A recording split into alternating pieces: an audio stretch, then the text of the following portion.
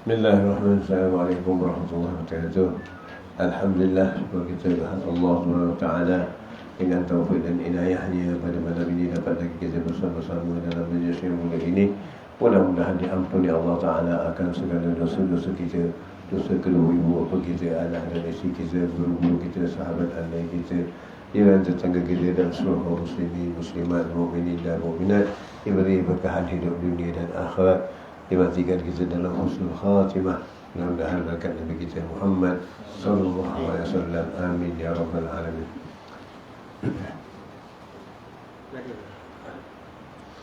الفاتح لله والسلام على إخواننا الأنبياء والمرسلين وآله وأصحابه أجمعين ثم إلى ساداتنا أبو بكر عمر عثمان علي وزياد وفاطمة رضوان عبد الحسن والحسن زين العبد الجعفر الصالح وسائر الكريم سيدنا علي أريد النجد والعباد مما الخارج إن الله في سابق مكدم محمد بن علي معالمي فسيدنا من شهاب شان وطان القرآن وسيدنا بن عطاء الله فسيدنا سلم أشيجي وأخر وصلي تنمولك التنميز عند الكسري وسيدنا إمام بن حجر العسقلاني وسيدنا إمام حيحيى القصر وسيدنا محمد صلى المربط وولد الحاج الله وسيدنا حبيب محمد نجيب وسيدنا علي الريدي إمام علي ولد بن علي نبى نبيله كم نبيله الله سكر وصل يا رب وعشهم أن الله جل علينا من بركاته وأسراره وأنواره ونفاته وأعمال الدين والآخرة ثم إلى سيدنا كتب المعنى وسلطان أكابر شمس الجموع وحي نفوس الله جل أولانا العقل ويسير شيء وكان ذرية من سلم وكان عظيم وفتم يا رب بن أحمد أنه جعفر علي محمد بن مكاري محمد سالم بن زيد بن الله تعالى سيد نفسه ومن حسن أزاز حسن محمد علي بن الله تعالى وبكر وكما جاء وكما علي بن حمد علي بن جابر العجب فسيدنا محمد بن الله تعالى ومحمد بن علي بن أبي جعفر سعد وسيدنا النبي سيدنا إدريسي وصولي ومعوشي من الله جل علينا من بركاته وأسراره ونور الدنيا الآخرة ثم إلى سيدنا يجيب كل سالم حياته وحاله سالم وسيدنا حضور الأبطال وأطشير كبار وسوشير والبلاد الله على الشيخ حبيب عباد نوض الوجود علي بن محمد حفيظ بن براغب علي بن نشير وجاب الله بن طائر صحيح وشيخ كريم وقدما وسيدنا حبيب الرحمن بن الله بن الفقيه بن كريم محمد الفقيه عبد الله بن كريم الفقيه يحمل مع الفقيه وسيدنا حبيب محمد الله فسيدنا حبيب بن الحاشي بن الله بن الله محمد حبيب بن الحاشي علي بن الله الحاشي علي بن الله علي في بيته وسيدنا حبيب محمد الله أخي محمد بن الله في جيني وسيدنا حبيب محمد بن الحاشي في بشير وجيان وسيدنا حبيب عبد الله الحاشي فسيدنا حبيب عبد الله الحاشي محمد بن الحاشي سيدنا حبيب سيدنا حبيب سيدنا حبيب محمد الله بن شهاب علي بن الله بن شهاب عبد الله بن علي بن الله بن شهاب محمد بن الله بن محمد بن جابر عبد الله بن محمد بن شهاب سيدنا ابن شهاب وسيدنا حماد بن بجاب فسيدنا حبيب محمد بن حديث سجع على سجع علي سجع على سجع محمد بن الله سجع على كذا سجع سيدنا الله سجع سجع سيدنا حبيب سيدنا حبيب وشاطئ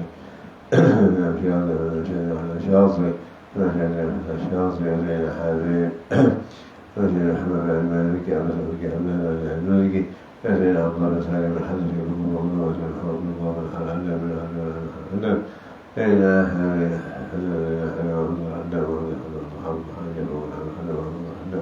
حبيب كلمة محمد حدث وما أحسن حدث الحدث الله به بحي الشيء والغاشر وكرامة وأمير المدير من العدل وصول الراشد الآخرة ثم إلى ولينا وليه ومثله ومثله خاصة ولمسلم العامة أن الله تعالى برحمه ومغفره الله إلى حضرة النبي محمد صلى الله عليه وسلم بسر الفاتحة بسم الله الرحمن الرحيم العالمين مالك يوم الدين إياك نعبد وإياك نستعين الصراط المستقيم صراط الذين أنعمت عليهم غير المغضوب عليهم ولا الضالين آمين بسم الله الرحمن الرحيم الحمد لله رب العالمين والصلاة والسلام على سيدنا محمد وعلى آله وصحبه أجمعين اللهم صل الحمد لله من الصلاة والسلام دائما من يوم كله وافرح بالنبيين حفظ وسلم الحاج الكريم اللهم جميعا بالعافية اللهم بكل بدا بأهل والمعرفة واختلنا فزال حمد بك الصلاة والسلام وعظم من ذكرك فلك الكتب والمنه والرسول والجسد والرحمة والتنسل اللهم نسك بشر المصفية حبلني الرحمن الرحيم اللهم اهدنا علمك وشفك من السماء والبركة يا فتح يا عليم افتحنا النور يا فتح يا عليم افتحنا النور صلى الله عليه وسلم. الحمد لله رب العالمين. اللهم صل وسلم وبارك عليه وعلى آله. يا سيدي يا رسول الله يا من له جاه إن الله إن المسيء قد جاءوا لذنبي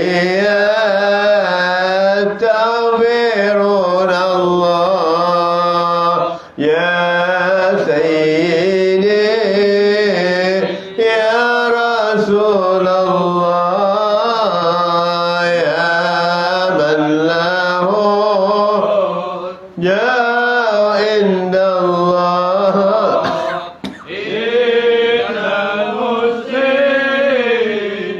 إن قد جاءوا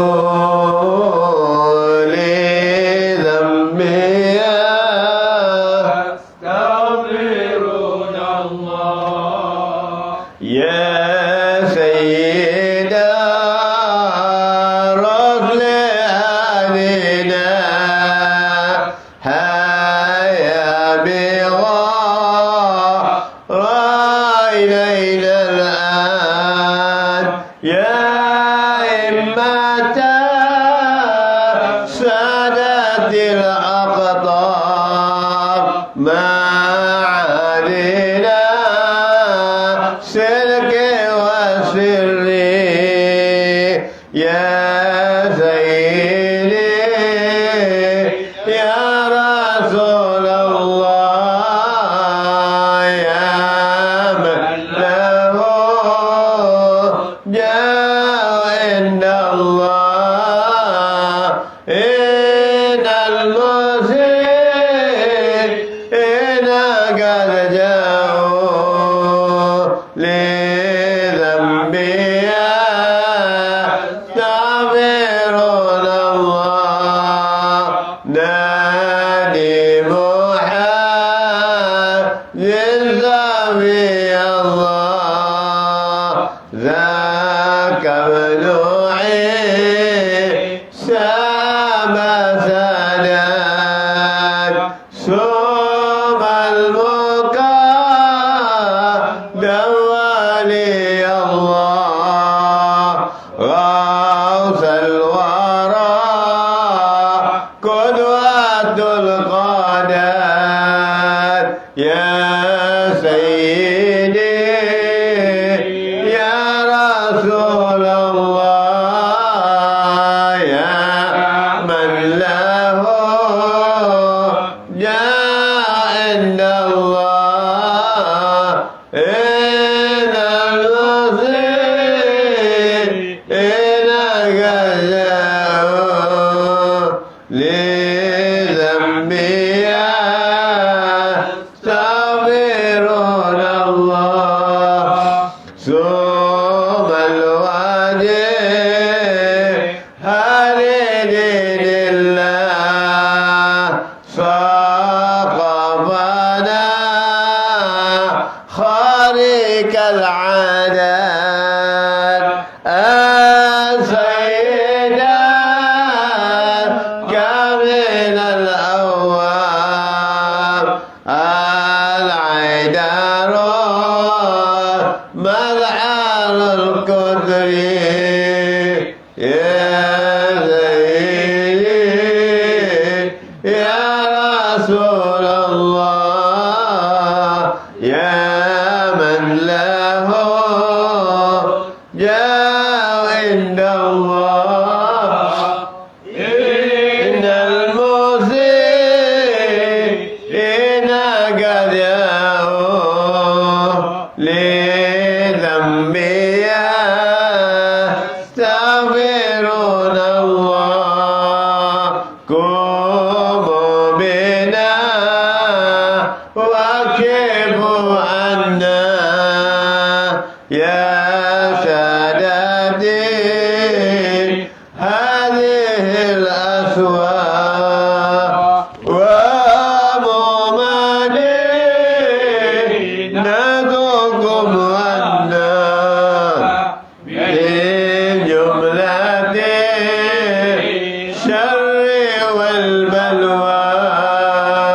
يا سيدي يا رسول الله يا من له جاه عند الله إلى المسيء إنك رجاؤه للأنبياء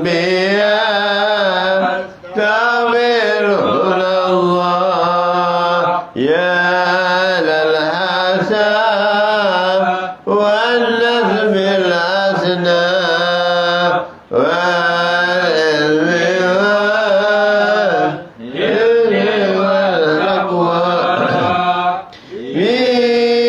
بجدكم وبكم تنجاب سوء الملك يدي وضري يا سيدي يا رسول الله يا من له جاه عند الله إن المسيء إنك رجاؤه لذنبها تغفرون الله وصل وسلم وبارك عليه وعلى آله بسم الله الرحمن الرحيم نويت التعلم والتعليم والنفع والانتفاع والمذكرة والتذكير والإفادة والاستفادة والحث على التمسك بكتاب الله وسنة رسول الله صلى الله عليه وسلم ودعاء إلى الهدى والدلالة على الخير وابتغاء وجه الله ومرضته وقربه وثوابه ولا حول ولا قوة إلا بالله العلي العظيم آمين. بسم الله الرحمن الرحيم سبحانك علم لنا إلا ما علمتنا إنك أنت العليم الحكيم ربي اشرح لي صدري ويسر لي لساني يفقهوا قولي muka surat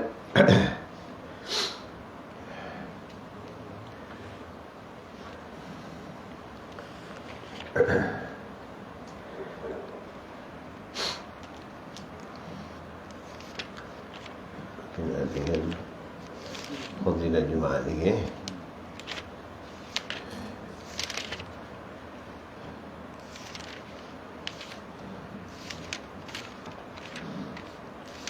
kalau diarui muka surat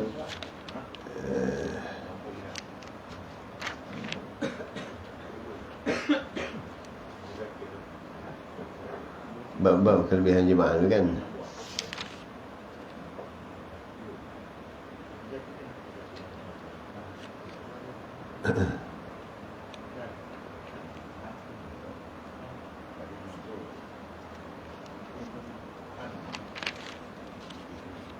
Dengan dan sabda Nabi SAW kemudian siksa kubur dan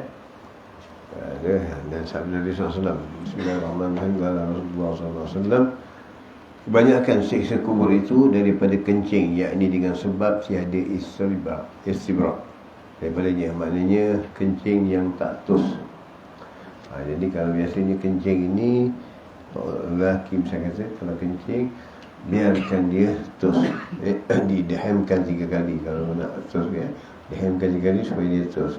Kalau kencing jangan jaga duduk masa tak tus, boleh kata ulama berfikir boleh berdiri dan tuskan kencing itu sebenar-benarnya dengan apa dengan daham dan atau sebagainya. Jadi adukan pastikan kerana kalau kencing tak tus maka kita akan nanti bawa kepada apa? Bawa kepada solat, bila solat nanti jadi yang keluar tu najis. Maka bila najis tak sah salat, rosak salat kita sah. Jadi bersihkan tus kencing itu. Sebab itulah dikatakan banyak akan siksa kubur ni salah satu daripadanya kencing yang tak tus, tak jaga. Kalau memang ada penyakit basic Makanya terus tak boleh dah terus betul-betul dia tak boleh. Memang yang ada penyakit biasa, maka dibalut khasyafah dia tu, lepas itu dengan kapas sedikit dan disalurkan dengan plastik dan diikat supaya dia tidak dan dia tidak menizis. Dan kalau terkeluar juga memang kita ada penyakit biasa, jadi terkeluar juga, itu dikira sah salatnya, tapi wuduknya diambil tiap kali nak masuk salat yang baru. Maksudnya zuhur selesai, salat zuhur tadi dah selesai, lepas kali masuk asar kena ambil wuduk baru. Kali itu tadi wuduk tadi dah dikira batal, sebab hanya wuduk tu untuk boleh pakai untuk waktu dia. Kalau orang yang tak ada BC, tak ada sakit apa, terus boleh silakan sampai beberapa jam, sampai beberapa hari, kalau tak batal boleh terus pakai. Itu dia. Jadi kalau penyakit biasa, mesti tiap-tiap waktu mesti ambil wuduk. Jadi jangan malas, jadi kena jaga baik-baik. Pasal apa ini orang hari ini kan dikatakan pandangan yang riman tentang benda itu.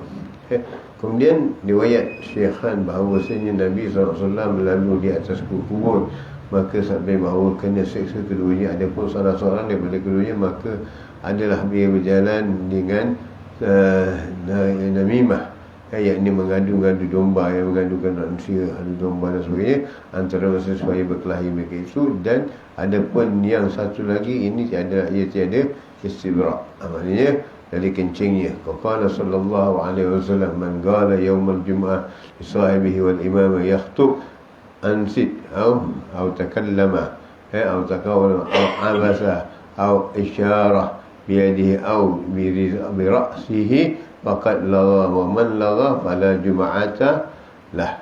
Nabi SAW, barang siapa berkata-kata pada hari Jumaat baginya pada hari Jumaat bagi solatnya pada hal imam sedang membaca khutbah, sedang membaca khutbah dengan mengatakan diam sekalipun pada Jumaat semanit itu, maka adanya atau berkata oleh atau memperbuat ia akan sia-sia, maka memperbuat yang mana rugi. Kerana khutbah itu dikira sebagai rukun salat. Jumaat itu khutbah itu dikira sebagai rukun salat. Jadi kalau zuhur salatnya 4, jadi khutbah itu menggantikan 2 rakaat di saat zuhur. Maka sebab itu dalam khutbah tak boleh berkata-kata, tak boleh ini, tak boleh itu. Tak boleh dengar. Buat sia-sia. Atau isyarah ia dengan tangannya atau dengan kepalanya, maka sesungguhnya telah lara ia, dan barang siapa lara maka dia tiada Jumaat baginya. Maknanya kalau dah lara, maknanya buat yang sia-sia, maka tak adalah Jumaat itu baginya. Jadi kadang-kadang kita pergi Jumaat tetapi tak mendapatkan pahala Jumaat. Jadi lagi satu hari lagi tentang mengingatkan orang yang nak musafir. Orang yang nak musafir digalakkan musafir pada hari lain, jangan hari Jumaat. Kerana kalau lepas subuh tak digalakkan. Kalau sebelum subuh boleh. Kalau lepas subuh tak digalakkan musafir selepas subuh. Kenapa? Kerana ditakuti tak dapat Jumaat, maka Nabi larang. Dia kata ada satu hadis yang saya haram dia pergi pada hari Jumaat kerana takut dapat Jumaat. Satu. Yang keduanya, tiada perlindungan dari malaikat. Maknanya dia jalan, dia baca apa semua, tak ada perlindungan malaikat, tak berikan perlindungan kepada dia. Jadi apa berlaku atas dirinya, itu adalah atas apa yang dia lakukan pada hari itu. Itu dia, malaikat berlepas tangan atasnya. Jadi maknanya sampai kepentingan hari Jumaat. Kalau nak Jumaat, sebelum Jumaat, yakni pagi-pagi sebelum subuh Jumaat keluar. Kalau tidak, selepas subuh Jumaat jangan keluar, melainkan kita yakin mendapat tempat salat Jumaat. Takutlah bila keluar hilang. Jadi kita pula ambil tempat keluar sebagai musafir dan sebagainya, maka jamak lagi. Dan dia pergi ke sini ditakuti tak dapat Jumaat. Dan kata Abu Bakar Hasini, sini dalam kitab Kifayatul Akhyar, adakah haram berkata-kata pada waktu khatib membaca khutbah?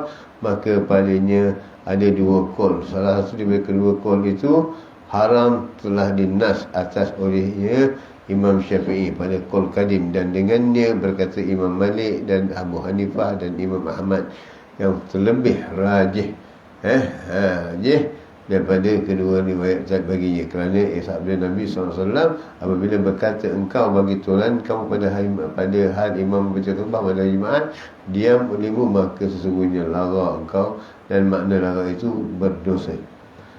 Dan kaul jadi bahawasanya berkata pada ketika itu tiada haram, dan diam itu sunat juga, kerana bahawasanya barang yang diriwayatkan oleh Syekhuna bahawa Sayyidina Osman masuk pada hal Sayyidina Umar tengah membaca khutbah, maka berkata Sayyidina Umar, apalah hal kaum mutaakhir mereka itu daripada bang, dan kata Sayyidina Osman, ya Amirul Mukminin, tiada aku melebihi tatkala aku mendengar bang, melainkan aku mengambil air sembahyang juga. Dan riwayat bahawasanya Nabi SAW masuk atas seorang laki-laki pada hari ia tengah membaca khutbah hari Jumaat, maka berkata laki-laki itu, ayat manakala berdiri kiamat, maka masyarakat nasi kepada dia dengan diam, maka tiada diterima dia dan diulangi ia akan perkataan. Maka sabda Nabi SAW baginya, kemudian daripada segala kali yang ketiga dan ketiga kian engkau apa yang engkau disediakan bagi hari kiamat, iaitu maka kata lagi itu, aku kasih akan Allah dan Rasulnya, maka sabda engkau serta orang yang engkau kasih meriwayatkan Baihaqi dan dengan sanad yang sahih dan wajah kalanya bahawasanya Nabi SAW tiada engkar atas mereka itu, dan mereka itu jika berkata itu haram, dan saya mengingkar Nabi SAW akan dia. Dan makna lara di atas kaul ini mendatangkan dengan barang yang tiada sia-sia yang dinukikan dengan katanya pada Jumaat lahu, dan tepi nafi kamil Jumaat tiada dinafikan sahnya. Jadi maknanya ada kaul yang mengatakan begini, tapi bagi kita Imam Syafi'i kaulnya kita pegang pada mana lebih baik tak usah berkata-kata, kerana ada orang yang naik khutbah, naik mimbar Rasulullah, dan banyak ada yang Rasulullah berhenti sekejap memberikan peluang kepada sahabat untuk berkata-kata. Ada yang Rasulullah langsung dalam khutbahnya menegur orang itu secara langsung pun ada. Jadi disitulah maknanya ada menjelaskan bahawa boleh mengingatkan sahabat dengan diam. Tapi bagi kita kaum Syafi'i mengambilkan bahawa kita baik-baiknya jangan berkata-kata. Dengar imam baca khutbah sebagai kerana diambil imam itu sebagai rukun dari salat, dan tidak dilarang berbual. Faqala sallallahu alaihi wasallam, ghuslu yaumul jum'ah wajib ala kulli muhtalim. Sabda bermula mandi Jumaat itu wajib atas tiap-tiap orang yang balik, dan dikendakikan dia wajib itu sunat muakkadah dengan dalil hadis yang lain yang sunat mandi itu bagi orang yang hendak hadir Jumaat, sama ada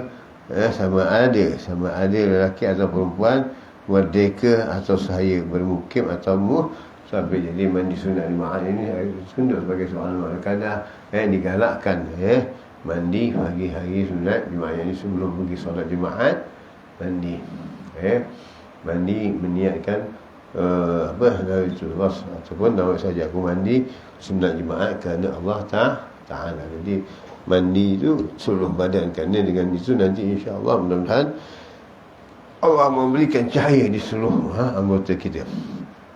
Dan ada pun orang yang tiada berkehendak hadir Jumaat, maka tiada sunat baginya mandi bersalahan mandi hari raya, maka tiada tertentu ia dengan orang yang tidak hadir juga, dan sunatnya jadi orang yang tak pergi sembahyang hari raya tapi dia boleh mandi rumah, kerana sunat sembahyang hari raya itu boleh buat di rumah, tapi Jumaat tak boleh buat di rumah sendiri, mesti di masjid. Walaupun dalam rumah tu ada 40 orang kita kumpul pun tak boleh salat Jumaat. Jadi Jumaat mesti di masjid. Kemudian bagi orang yang nak hadir Jumaat, maka sunat mandi. Bagi yang tak nak hadir, sembahyang Jumaat masa uzur, tak payahlah mandi sunat Jumaat. Ya. Maknanya tak digalakkanlah kalau nak mandi akhir. Dan sunat berpagi-pagi pergi kepada jemaat yang lain daripada imam kerana khabar syihan, khabar syihan. Barang siapa mandi hari Jumaat seperti mandi janabah, kemudian pergi kepada Jumaat pada saat yang terpertama, seolah-olah sudah mendapatkan dirinya dengan satu unta. Jadi ini dia. Kerana Allah Ta'ala juga mengatakan, barang siapa yang hendak melihatku yang kiamat, yang dekat kepadaku, orang yang dekat denganku ialah orang yang datang awal hari Jumaat. Jadi kita imam dah ada khutbah ataupun lambat lewat ataupun kita lewat, jadi orang yang hendak kan pertama mendapatkan pahala unta awal. Mungkin di sini kita salah pukul 1, saya kata awalnya mungkin dalam pukul 10 atau 11 ataupun 9. Mana kalau masjid dah buka, kadang bila pun masjid pun tak buka masjid lagi pukul 9. Jadi seawal itu. Jadi setelah itu adalah ganjaran sebagai mendapatkan unta. Jadi kalau lambat sikit lagi, maka ganjarannya seperti mendapatkan lembu atau kerbau. Dan barang siapa pergi saat kedua, maka seolah-olah seperti ia mendapatkan dengannya satu lembu ataupun kerbau. Dan barang siapa pergi saat yang ketiga, maka seolah-olah seperti ia mendapatkan satu kibas yang bertanduk. Dan barang siapa pergi pada saat yang keempat, seolah-olah ia mendapatkan dirinya dengan seekor ayam. Dan barang siapa pergi saat yang kelima, maka seolah seperti memberi dia hadiah, seperti memberi hadiah seekor burung jak, burung pipit ya. Dengan dan barang siapa pergi pada saat yang keenam, maka seolah saya memberi hadiah kepada sebiji telur. Maka apabila keluar imam ke masjid, dilipat suratan dan diangkat akan kalam, dan berhimpun segala malaikat di sisi mimbar mendengar mereka itu akan zikir dan khutbah. Jadi apabila lambat, imam dah azan dan imam sudah disyaratkan imam nak khutbah, baru kita nak masuk, ini rugi kerana kot malaikat dah tutup buku, dah tak dapat satu orang catatan yang mendapat Jumaat pada hari itu. Dan keduanya masuk, kalau boleh, walaupun kita datang Jumaat, masuklah ke dalam masjid. Ini saya datang Jumaat awal, tapi duduknya di beranda, di luar. Maksudnya tak dapat i'tikaf ni. Ya, kerana beranda begini seperti ini di dalam, tapi bini di luar ni dah dikira beranda, tak dapat i'tikaf masjid. Jadi rugi. Jadi tidak dapat pahala i'tikaf dalam masjid, maka duduk di dalam. Jadi macam ini, duduk masjid ada, boleh orang masih belum penuh, tapi masih sedap nak duduk kat lembut, kat luar nak bersandar. Tak ada rugi. Ruginya tak dapat i'tikaf fil masjid. Orang kata ini dalam masjid dah, tapi dalam masjid itu tempat yang mana ada hamparan-hamparan yang mana dikhususkan untuk salat. Dan di luar itu maknanya dah dikira macam luar dari masjid. Dikira bagi apa namanya, ini beranda lah, ataupun apa namanya, sampingan lah macam itu, masjid itu. Jadi itu kita dari situ kita rugi, tak dapat niat i'tikaf. Jadi masuk ke dalam masjid. Kenapa kita nak duduk? Kenapa tak ada tempat lain yang kita boleh duduk dalam i'tikaf masjid? Lebih dan bacalah dalam masjid, i'tikaf. Kalau datang awal, kalau datang dah lambat, memang tak ada tempat itu. Dan apabila datang lambat, dah datang lambat nak pergi ke depan, melangkah-langkah, ini yang dimarah oleh Rasulullah. Itu yang dalam khutbah juga, apabila Nabi lihat seorang yang Nabi sedang khutbah, dia duduk melangkah-langkah, orang ni lah. Kalau kamu nak datang tempat yang depan, kamu datang awal, tapi orang tengah salat, orang tengah berdiri, Rasulullah tengah baca khutbah, dia pun datang nak melangkah-langkah orang, maka dia tegur oleh Nabi SAW, berhenti di situ, jangan melangkah-langkah orang. Dan ketahui juga kadang-kadang kita tak faham dengan keadaan hari ini, baik yang tua, baik yang muda. Kadang-kadang dalam masjid orang lagi salat, orang tua ke orang muda pun tak peduli, orang lagi salat dia lalu depan. Dia nak melangkah, nak cepat melangkah depan orang. Haram. Nabi mengatakan kalau orang tahu akibat orang yang melalu di hadapan orang yang sedang salat, maka sesungguhnya dia akan berhenti menunggu selama 40 tahun pun dia sanggup. Tapi hari ini kita tak tengok. Dan orang yang tukang salat pun belajar hukum sikit. Bila tengok orang nak menyeberang, jangan buat no entry, memberitahu isyarat. Bukan dileka dengan baik, tapi itu adalah dari satu hukum fikir, memberi isyarat supaya orang itu tidak, ataupun memang dah ada tempat sejadah ataupun tempat apa yang orang lihat dia sedang salat. Jadi itu dia. Itu dia. Jadi ini orang yang langgar-langgar, nak kena Jumaat, nak cepat, datang lambat nak ke depan, maka haram. Melanggar-langgar orang. Kedua, yang melalui di hadapan orang. Orang tengah salat lalu melintas dia orang tanpa tahu. Kalau sekarang ini katakan barisan orang salat sini, dan bila kalau dia sampai sini, sini kalau dia lalu boleh, kerana ini dah dikeresap dia sampai di sini, jadi tak dikatakan melanggar di hadapannya. Walaupun tapi kalau orang ini di sini salatnya, di sini dia lalu begini, maka itu termasuk dalam laluan sab melintasi di hadapan orang. Kerana sebab itu dibuatkan sejadah itu supaya ada sab. Jadi bila ada sab itu maknanya selepas ada sab itu kamu boleh lalu. Jadi ini kadang-kadang kita orang dah habis semayang, balik semayang, orang dah habis selesai semayang, terus keluar, orang tengah salat kita langgar, kita lintas saja di hadapan orang. Ini pun ada terjadi. Dan sedih, kesian orang yang habis salat Jumaat tak langsung berdoa, tak langsung apa. Okey. Maka selesaikan waktu dengan berdoa dan sebagainya. Jangan terus angkat kaki. Jangan ada pula nak cepat, saya sibuk sangat, maka dia pun terus angkat sembahyang sunat ba'diyah misalnya. Doa dulu. Kata Nabi, bangun salat dulu. Jadi mendengarkan macam wirid ni sedikit dan doa. Kemudian namun nak salat sunat kan terkopuk gapak macam mana pun takkanlah, tak punya sedikit waktu untuk berdoa kepada Allah Subhanahu Wa Taala. Bila orang yang tak mau berdoa ni orang yang sombong. Jadi lepaskan masa sedikit. Jadi setelah habis bacalah wirid yang biasa saja, maknanya tasbih ke subhanallah ke sebut sikit dan sebagainya. Dan setelah itu berdoa dan bayang sunat. Jangan orang imam dah habis bayar Assalamualaikum, dia pun tak ada doa, tak ada bangun. Ini hari banyak terjadi. Ada seolah-olah mengatakan tak payah kita berdoa. Dia dengan doa dia kita dengan sendiri. Apa pula lagi berdoa yang lain, yang ada dengan tawasul dan sebagainya. Tak. Jadi ini dia meninggalkan doa, terus berjalan. Itulah yang dikatakan orang yang sombong. Lepas salat naklah kamu mohon kepada Allah, berdoa. Kemudian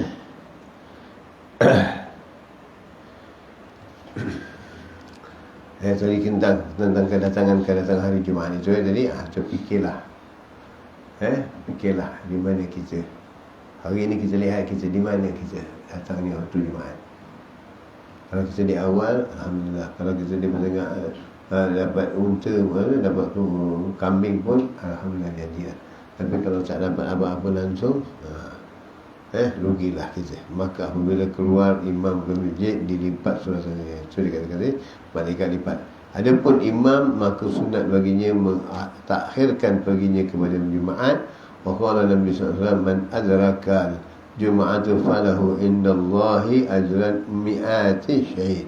Dan saudara, barang siapa mendapat akan Jumaat, maka baginya pada Allah Ta'ala pada 100 syahid. Jadi tengok Allah berikan ganjaran dapat satu Jumaat seperti dapat orang yang pergi berjuang 100 hadis syahid. Pergi salat Jumaat aja. Ni hari ni nak pergi salat Jumaat pun susah. Tak pergi, tak memandang kelebihan Jumaat. Dan sabda Nabi SAW lagi, Dan daripada Abi Hurairah radhiyallahu anhu berkata, sabda Rasulullah sallallahu alaihi wasallam, barang siapa mendapatkan dari hari Jumaat 100 rakaat, yakni serta imam, maka hendaklah satu rakaat satu rakaat, yakni beserta imam, maka hendaklah sembahyang ia kepadanya satu rakaat lagi, yakni dapatlah jemaahnya. Barang siapa luput akan dia 2 rakaat seperti yang mendapat akan imam, maka pada i'tidal pada rakaat kemudian, maka hendaklah ia sembahyang 4 rakaat, yakni zuhur, tapi dengan berniat jemaat takbirnya, kerana barangkali imam meninggal suatu rukun, maka kembali mendapat akan dia, akan dapat jemaat makmum, dan sebab dapat satu rakaat serta imam seperti yang tersebut dalam Bahrul Mali, Bahri Zami, Rami, jadi maknanya kalau seorang tu dah datang lambat ke masjid, lepas tu imam dah rakaat yang pertama dah selesai, masuk rakaat yang kedua, masuk rakaat yang kedua dah baca Fatihah tapi belum rokok, maka dia boleh ikut imam dengan niat Jumaat, dan apabila setelah rokok imam dah sempat dapat sama, dia tambah satu lagi sahaja. Tapi jika setelah dia sampai imam dah duduk rokok dan dah i'tidal pada rakaat yang kedua, maka dia tidak dapat Jumaat, maka dia salat zuhur yang niat dia dengan Jumaat tadi. Mungkin kata ulama, kalau ada peluang takut imam terlupa, boleh ada peluang dapat Jumaat. Imam tak suruh makmum ingatkan, dapat itu rezeki dia lah. Kalau tidak, jadi dia kena ganti dengan solat zuhur, walaupun masuknya tadi waktunya itu dia niat dengan solat Jumaat. Faham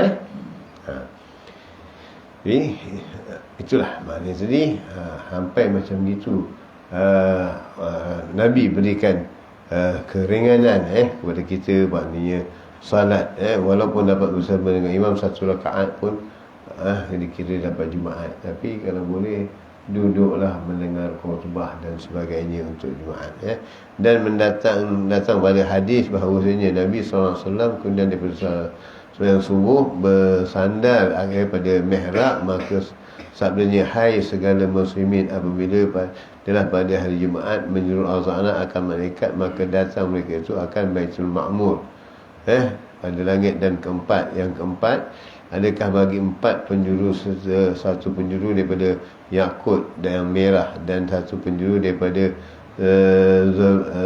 zubur jad, macam jid lah kata, yang berhijau, maknanya macam zamrud lah yang hijau, dan satu penjuru daripada emas yang merah, dan satu penjuru daripada perak yang putih. Maka naik Jibril ke atas menaruh daripada perak, dan adalah sangkainya 500 tahun. Sangkainya tingginya dan adalah tingginya 500 tahun. Maka menyeru ia dengan bang, ialah permulaan bagi orang yang bang. Kemudian naik Mikail serta ke atas mimbar dan daripada yakut dan merah, maka membaca khutbah ia atas. Kemudian turun ia sembahyang Jumaat dengan mereka itu, dan berkata Jibril, hai malaikat Tuhanku, aku menyaksi ia akan kamu bahawasanya aku jadikan pahala ini bagi umat Rasulullah SAW. Berkata Mikail, aku mensaksi bahawa kamu bahawasanya akan dijadikan pahala sembahyang ini bagi umat sallallahu alaihi wasallam. Maka firman Allah, adalahkah menyuruh kamu akan kamu atau menyamu atasku, dan aku tempat kemurahan mensaksi akan kamu bahawasanya aku ampunkan bagi umat Muhammad. Maknanya di langit Jibril juga bersalat Jumaat, dengan dia menjadi khatibnya adalah malaikat Mikail bersama dengan para malaikat yang lain. Dan pahala bagaimana ibadahnya malaikat di langit itu, Jibril dan para malaikat Mikail, diberikan pahala untuk umat Muhammad yang melakukan Jumaat pada hari itu. Besar atau tidak fadilat Jumaat. Ini kelebihan Jumaat. Jadi kita jangan persia-siakan lewatkan Jumaat. Hadirkan Jumaat dengan cepat. Dan riwayat faedah Riwayat daripada Anas radhiyallahu anhu daripada Nabi SAW, barang siapa membaca pada hari Jumaat kemudian dia bersalam atau dahulu daripada berubah kakinya dan didahulukan daripada berkata-kata akan Fatihah dan Qul Huwallahu Ahad dan Qul Falaq Qul A'udzu Nas sebanyak 7 kali, dan saya diampun Allah Taala baginya akan barang yang terdahulu daripada dosanya dan barang yang kemudian daripadanya, dan dirinya akan dia daripada pahala sebilang orang yang beriman dengan Allah Taala dan dengan hari kiamat. Jadi itu dia. Ini lepas Jumaat terus bangun tak sempat duduk baca Fatihah 7 kali, Qul Huwallahu 7 kali, Qul A'udzu Falaq 7 kali, Qul A'udzu Nas 7 kali. Qul Huwallahu Ahad dan kemudian macam tu. Allahumma ya Ghani ya Muhyi ya Hamid. Allahumma ya Ghani ya Muhyi agni bihalalika nahram wa rizqika nahman siwa. Doa dia yang mana dengan itu doa yang mana doa itu salah satu doa yang diajarkan supaya menolak akan kepapaan maknanya. Jadi hafalkan masa yang lepas daripada solat Jumaat. Allahumma ya Ghani agni bihalalika nahram wa rizqika nahman siwa. Jadi baca 7 kali.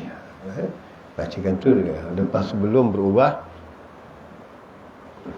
tempat duduk. Jadi masih duduk dalam keadaan tahiyat akhir. Setelah itu dan bagaimana yang telah saya terangkan dahulu, bagaimana yang diberikan ijazah oleh Habib Shalih Al-Syazili sebelum baca ya Fatihah ni, bacalah dulu ya batinu sebanyak 33 kali. Mudahan dengan itu Allah membukakan hati kita melihat perkara ke atas perkara-perkara yang gaib. Kalau Allah nak berikan hijab, kita terangkat dan sebagainya. Jadi baca ya batinu 33 kali. Jadi kalau tak pergi solat Jumaat, tak dapat ni semua, rugi. Jadi berapa lama yang kita tak pergi Jumaat, yang kita tinggalkan Jumaat, itulah dia. Kemudian kita ambil sedikit lagi. Akan habis kita sekali jalan. Faedah riwayat daripada Anas itu kata Mas'ud akhirat, dan pada satu riwayat diperhatikan Allah Taala akan agama dan dunia dan ahlinya, anaknya. Kata Ibnu Mas'ud radhiyallahu anhu, barang siapa membaca daripada yang tersebut itu kemudian Allahumma inni as'aluka ya Ghani ya Hamid ya Mubdi ya Mu'in, ini dia, ya Rahim ya Ghadu aghni bi halalika an haramik, bifadlika an siwa wa bi halalika an haramik, bifadlika aman siwa wa bi halalika an haramik. Balik. Dan saya mengkaya akan Allah Ta'ala daripada rezeki akan dia, dan sekira-kira tiada dapat dikira-kirakan dia. Maknanya murah rezekinya. Jadi insya-Allah kalau ada hutang tertolak hutangnya, mudah dia melunaskan hutang. Kata Abu Talib Makki, sunat dibaca kemudian daripada Jumaat 40 kali, ya Ghani ya Hamid ya Mubdi ya Mu'in ya Rahim ya Wadud aghni bihalalika an haramik wa bi ta'ati aman an naqsati wa fadika aman siwa. Ini kata Syarqawi telah menyebut akan demikian itu. Ibn Hajar dan Khatib kata Syekh Hafni Hafni dan doa yang tersebut itu datang daripada hadis yang sahih daripada Nabi sallallahu alaihi wasallam. Dan daripada Anas radhiyallahu anhu, barang siapa membaca pada hari Jumaat 70 kali akan doa ini, Allahumma aghni bi fadlika amman siwa bi halalika an haramik, tiada lalu atasnya 2 Jumaat hingga dikayakan dia oleh Allah Taala. Ini kaya lah. Kalau siapa ingin baca ni, Allahumma aghnini bi fadlika amman siwa bi halalika an haramik. Inilah doa-doa yang dihajarkan oleh para salafus salihin kita, dengan ambil daripada hadis-hadis Nabi sallallahu alaihi wasallam dan sebagainya. Diajarkan kepada kita doa-doa ini supaya mudah mencari rezeki. Bermaknanya Allah beri keringanan. Jadi kita tidak dibeban dengan tanggungjawab yang berat untuk mencari rezeki yang sampai memberat-beratkan. Jadi dimudahkan mencari rezeki, dan dimudahkan dengan doa-doa yang mudah. Ini bermakna inilah amalan-amalan orang-orang para salihin. mereka beramal dengan itu, maka Allah berikan jalan kemudahan kepada mereka. Dan daripada Sayyidi Abdul Wahab Sya'rani nafa'allah ta'ala wa bihi, barang siapa mengkali atas membaca 2 bait atas ini tiap-tiap hari Jumaat, nescaya mati atas Islam, dan ketiadaan syak, kata sehingga setengah mereka itu dibaca akannya 5 kali, dan daripada 9 Jumaat dan satu lagi 2 bait inilah dia. Ini yang dibacakan, saya katakan bait yang dibaca oleh Abu Nawas, ilahi lastu lil firdausi ahla wala aqwa ala nar jahim faham li taubatan wa fi dhunubi fa inna qarah wa dzambin azimi. Jadi makna tadi di sinilah makna tadi doa-doa yang mana ilahi lastu firdausil ahla, bahawa sesungguhnya wahai Tuhanku, aku tidak layak dengan syurga firdausmu tinggi, wala aqwa narul jahim, dan juga aku tidak tahan dengan siksa neraka-Mu. Faham li taubatan wa fi dhunubi, dan terimalah taubatku, fa innaka ghafurur dzambil azim, sesungguhnya engkau maha pengampun dosa-dosa yang besar. Mohon kepada Allah Ta'ala keampunan. Bacalah. Ini masih yang dikatakan tadi Imam Sya'rani mengatakan, Abdul Wahab Sya'rani mengatakan, bacalah 2 bait ini supaya kita mati dalam keadaan Islam, dan sunat menggunting akar misai dan kerat kuku pada Jumaat. Jadi hari Jumaat ini digalakkan menggunting misai, maknanya kerapi. Jangan pula mencukur kening, tidak, menggunting, merapikan. Jadi maknanya sebelum Jumaat tadi dah gunting kuku, dah gunting misai, jangan bermakna supaya maknanya dijaga dengan baik. Daripada riwayat Ibn Umar, daripada Nabi SAW, barang siapa menggunting misainya pada Jumaat, adalah baginya dengan tiap-tiap bulu yang gugur daripadanya 10 kebajikan. Satu helai bulu 10 kebajikan. Apa lagi, gunting pula yang lain pula ke bawah pula, bersihkan lagi. Itu dia. Dan riwayat daripada A'mis, Hamsi daripada Mujahid, katanya telah lambat datang Jibril alaihissalam atas Nabi SAW, kemudian datang ia akan dia, maka sabdanya, apa yang menahan dikau ya Jibril, katanya, dan betapa aku datang ini akan kamu, dan kamu tiada kerat kuku kamu, dan tiada mengambil akan bulu misai kamu, dan tiada membasuh akan jari kamu, dan tiada bersugi kamu atas membaca wama natanazzalu illa bi amri rabbik. Maknanya yakni, dan tiada kami turun melainkan dengan disuruh oleh atau diperintah oleh Allah Subhanahu Wa Taala. Jadi maknanya ada hari Jumaat, mandilah dengan hari Jumaat, gunting kuku, bercukur dengan baik dan sebagainya. Tapi ada satu hadis lagi yang berkenaan dengan gunting rambut ini. Bagaimana satu hadis Nabi SAW, barang siapa yang menggunting rambutnya pada hari Jumaat, pada hari Rabu, selama 40 kali, maknanya setiap minggu digunting, dan 40 kali gunting, maknanya 40 kali, dia akan mendapat setengah pahala daripada pahala-pahala Nabi-Nabi. Ini yang diriwayatkan dalam satu hadis yang dikatakan dalam hadis Arba'in Imam Nawawi. Jadi mendapatkan pahala setengah daripada Nabi-Nabi, maknanya menggunting rambut pada hari Jumaat. Tapi dilarang menggunting kuku pada hari dilarang menggunting rambut pada Jumaat, Rabu, dan tapi dilarang menggunting kuku pada hari, mengerat kuku pada hari Rabu, kerana mewarisi penyakit kulit. Kerana mewarisi penyakit kulit. Ini Nabi. Jadi satu ulama, yang saya ceritakan dahulu, satu ulama yang ahli hadis, dia tahu ini hadisnya hadis dhaif atau dhaif, kalau itu palsu, tapi dhaif kerana hadis tak ada kuat sandarannya. Jadi dia tak ambil peduli. Jadi dia lakukan pemotongan kuku itu tiap-tiap pada hari Rabu. Kena hari Rabu itu ada hari yang baik, dan suatu masa beliau dihinggapi penyakit kulit yang amat sangat. Penyakit kulit yang amat sangat, dan satu rasa tak tersanggung penyakit itu.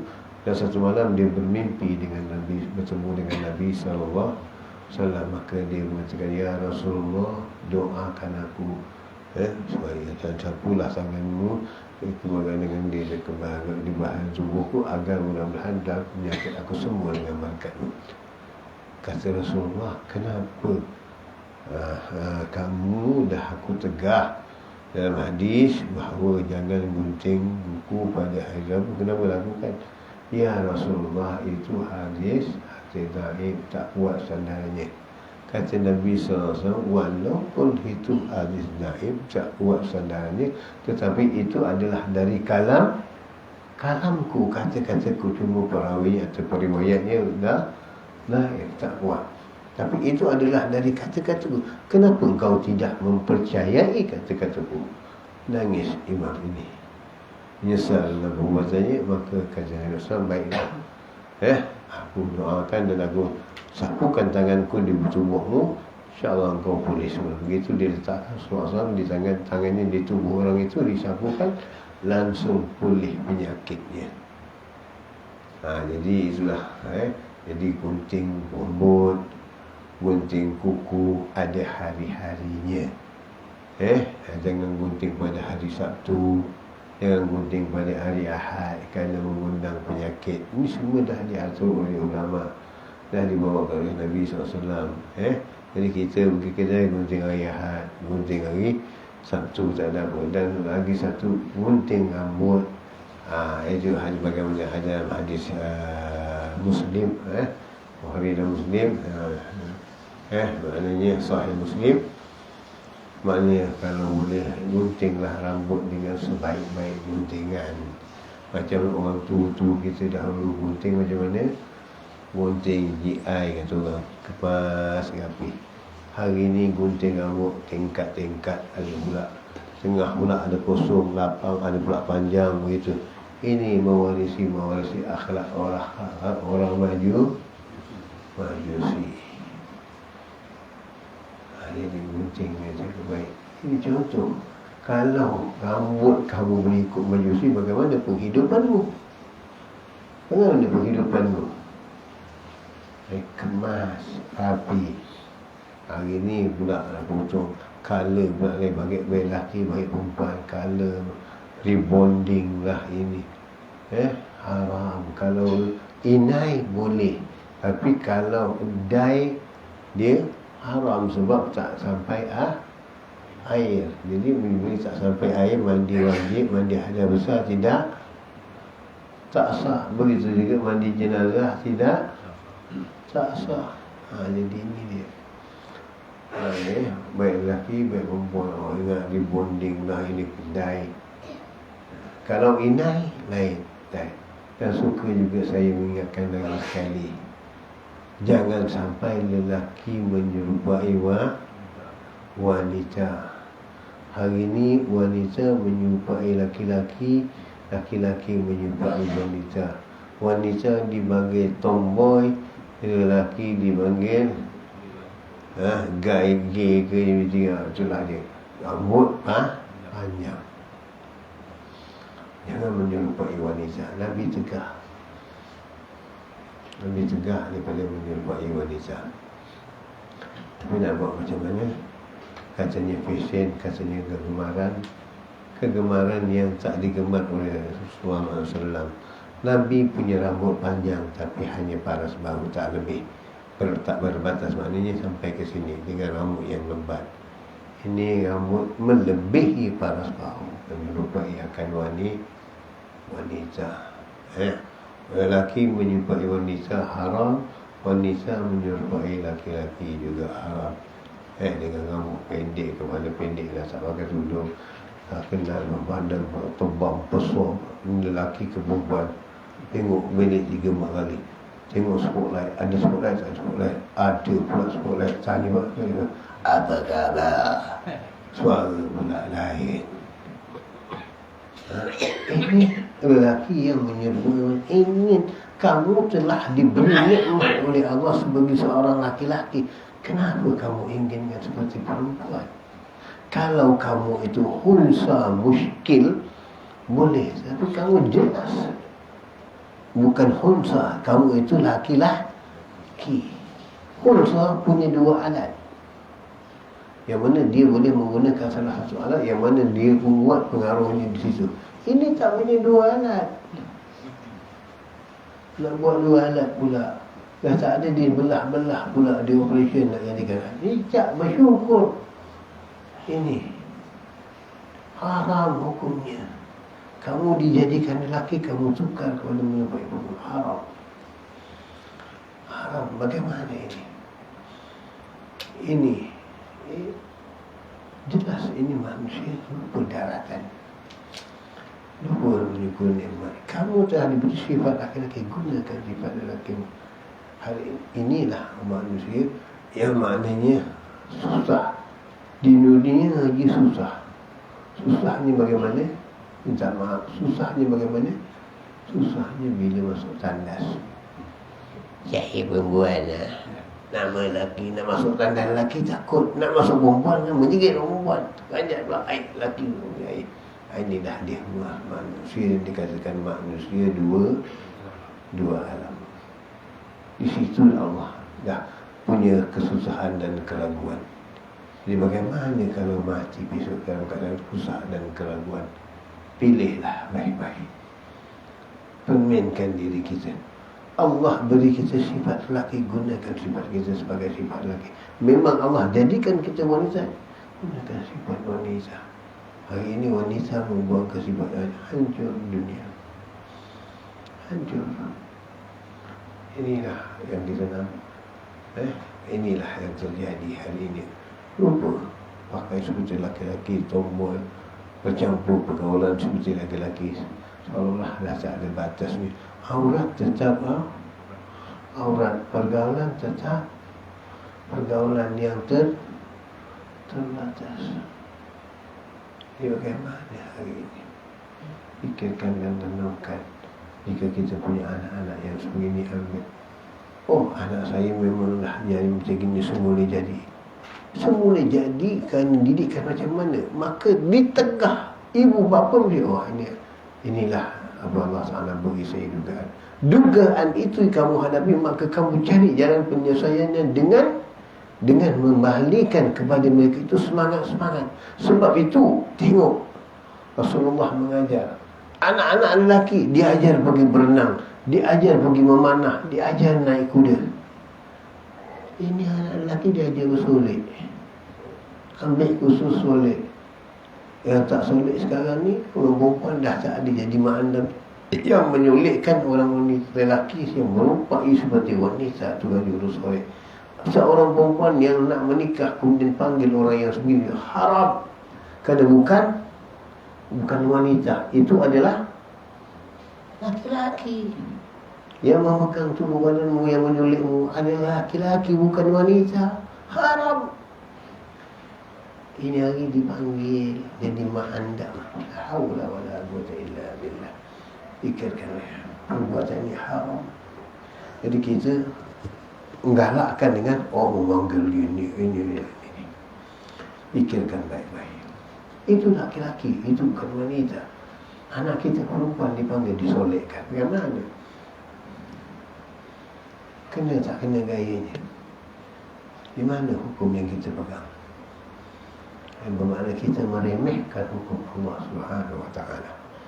Bagaimana kita akan jawab dengan Allah Subhanahu wa ta'ala di yaumil qiyamah nanti. Sampai sini kita tuduh. Dalam minggu depan kita sambung lagi. Dan riwayat daripada Nabi SAW tak ada hak atas setiap muslim. Dia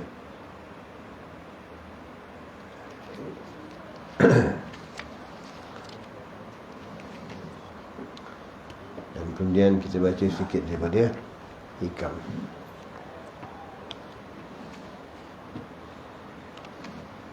Berkata Ibn Ata'illah, maksiat itu bangkai.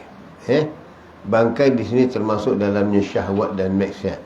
Bayangkan kan kau hendak memasuki ruang tamu seorang yang bersih berkilau.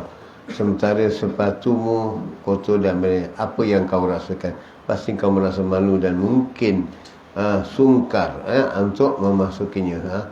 Ini macam serba salah untuk masuk. Hati-hati, jangan sampai ketika menunaikan salat dan berdiri hadapannya kau berada dalam kotor dan najis maksiat. Ini dia. Apabila kamu berhadap kepada Allah Subhanahu Wa Taala, pertama kata ulama, pastikan dirimu bersih. Memang kita tak sunyi daripada dosa, daripada maksiat. Maka untuk pastikan diri kita bersih, bersolat kepada Allah. Sebab itulah sebelum salat disuruh bersyahadat dengan istighfar dan baca asyhadu an la ilaha illallah wa asyhadu anna muhammadar rasul. Kembali mentajdidkan syahadah, memperbaharui syahadat. Jadi sebelum salat, kerana kamu tadi membuat dosa, balik kepada syahadat untuk memberikan dosamu. Sebab kamu nak menghadapi Malikal Mulki, Raja segala-raja, Rabbil Alamin, Tuhan sekalian alam. Bagaimana nak kamu hadapi sedangkan dalam keadaan kamu kotor? Bagaimana kamu akan rasai nikmat salatmu, kemanisan salatmu dan zikirmu dalam kamu berkata-kata dengan Allah Subhanahu Wa Taala? Maka tidak mungkin. Begitu juga dengan akad nikah. Untuk mengembalikan keimanan mereka yang dinikah itu benar orang Muslim, maka disuruh bagi pihak pengantin dan saksi mengucapkan dua kalimat syahadat dan beristighfar, mentajidkan syahadah, mengembalikan syahadah, memperbarui syahadah. Ini dia. Sebab tu bila imam sebelum nikahkan, baru maka naklah kamu baca syahadat. Ni kita tengok macam perkara remeh. Sebenarnya itulah yang diajar, itulah mengingatkan kita bahawa kita telah banyak bergerombongan dosa dan maksiat. Maka ini kita sekarang nak menghadap kepada Allah dengan keadaan dosa dan maksiat bagaimana? Bersihkan dulu dengan istighfar dan syahadat. Barulah kamu itu seperti lega, longgar. Tidak ada lagi yang menimpan dosa di kiamat. Maka dapatlah kamu mengangkat takbir dengan benar dan merasakan nikmat bertakbir dan merasakan pandangan-pandangan yang kalau Allah Ta'ala bukakan kepadamu, nampaklah apa yang kamu lihatkan, diperlihatkan. Inilah mereka orang-orang arifin salihin yang merasakan nikmat dalam salatnya. Apabila masuk kepada Allahu Akbar, mereka telah berkata dengan Allah Ta'ala, cukuplah sebagaimana Allah Ta'ala memberikan kita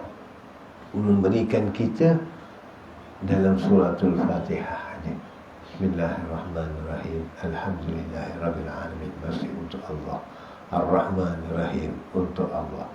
Ar-Rahman Maliki Yaumiddin untuk Allah. Iyyaka na'budu untuk Allah. Wa iyyaka nasta'in. Dah untuk kita. Iyyaka na'budu untuk kita. Iyyaka na'budu, padamu aku sembah. Dan kepada juga kepada untuk Allah.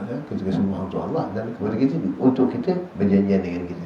Iyyaka na'budu wa iyyaka nasta'in. Kepadamu aku minta pertolongan. Iyyaka na'budu iyyaka ihdinas siratal mustaqim. Pertolongan yang mana? Pertolongan yang kau tunjukkanku kepada jalan-jalan yang kau ridai. Siratal mustaqim, jalan yang lurus yang kau ridai. Siratal ladzina an'amta 'alaihim, yang kau berikan nikmat kepada mereka. Ghairil maghdubin, yang kau murka dan kau sesatkan mereka itu. Jadi ini yang kita minta. Kita buat pengakuan di hadapan Allah. Kita buat pengakuan di hadapan Allah dengan kalimat ini. Di mana kalimat ini kita praktikkan di luar sembahyang kita? Di mana kalimat ini? Kalau kalimat itu kamu hanya praktik dalam salatmu, tetapi kamu tidak praktikkan dalam kehidupanmu, bagaimana? Kamu bergantung dengan manusia, kamu mengharapkan kepada manusia. Sedangkan perjanjianmu tadi mengharapkan Allah. Iyyaka na'budu, aku hendak sembah, wa iyyaka nasta'in, padamu aku minta pertolongan. Kamu tak pernah mengharapkan pertolongan sesiapa selain pertolongan Allah. Kerana pertolongan Allah itu adalah sebaik-baik pertolongan. Hasbunallah wa ni'mal wakil. Jadi kamu mengharapkan pertolongan Allah. Kamulah orang yang berserah diri kepada Allah. Kembali pada jalan yang dikatakan Islam. Apa Islam itu? Islam itu adalah menyerahkan diri kepada Allah. Islam itu sejahtera.